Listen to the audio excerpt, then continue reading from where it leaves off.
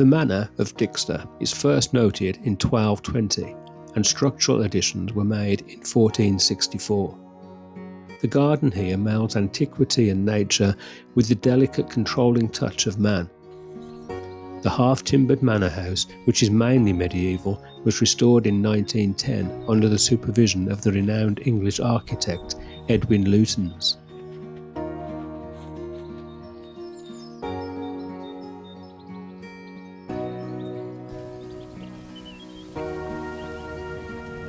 The garden structure also contains Lutyens' features within a layout by Nathaniel Lloyd, its owner at the time.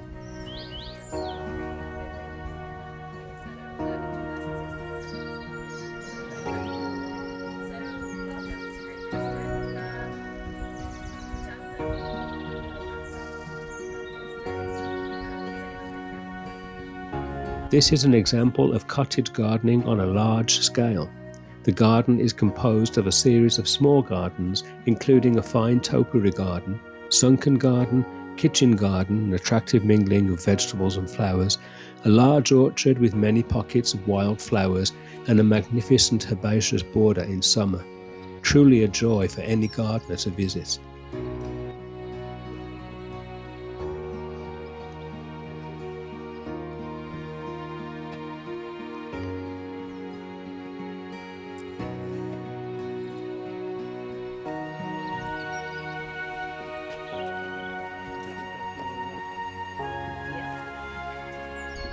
Lloyd inherited his mother's love of informality, and this befits the cottage garden style which surrounds the old house. Besides the colourful formal planting, significant areas are left as meadow, where wild orchids and other self-seeded wild plants are encouraged by a sympathetic mowing regime.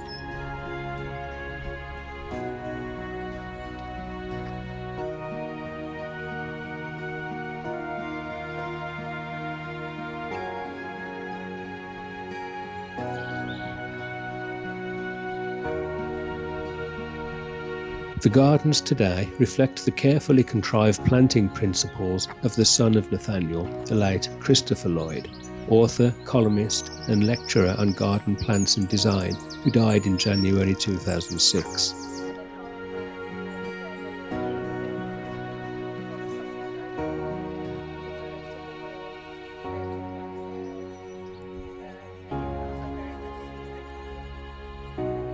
Owned by the Great Dixter Charitable Trust, the gardens are now enthusiastically taken onward in Christo style by his head gardener Fergus Garrett.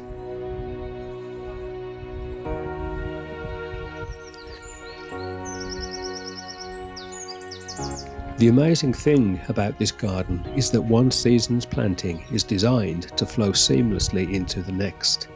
The aim is to have new growth coming up to hide the old as it dies down. Different parts of the garden have a horticultural thread running through their entirety, such as apparently self-seeded forget-me-nots and ladybird poppies.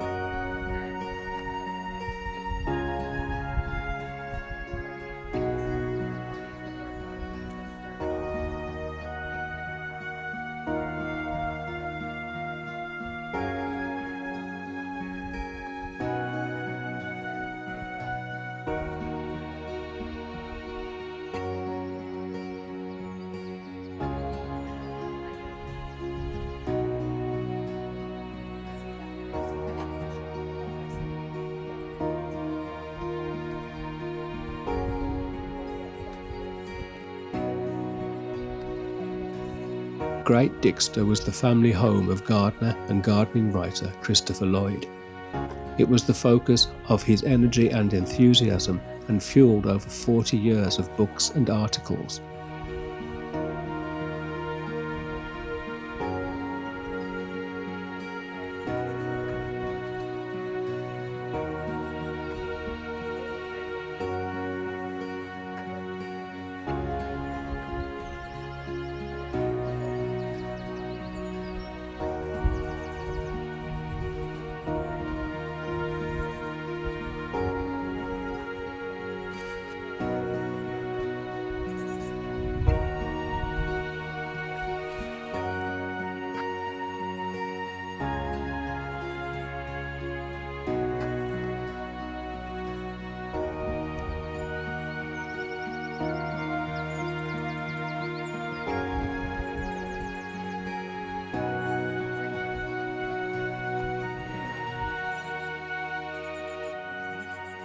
Now under the stewardship of Fergus Garrett and the Great Dixter Charitable Trust.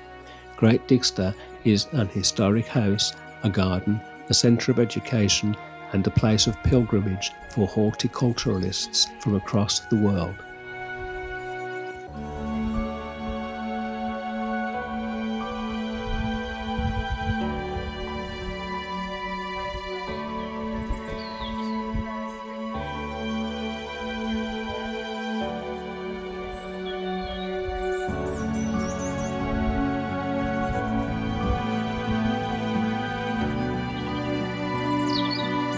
Great Dixter has been called England's most dynamic, exciting and beautiful garden. Its head gardener Fergus Garrett is widely considered one of the finest garden makers in the world. In 2019, Garrett received the Victoria Medal of Honour, gardening's highest accolade given by the Royal Horticultural Society. Great Dixter was the home of Daisy and Nathaniel Lloyd, who bought the 15th century manor house in 1910.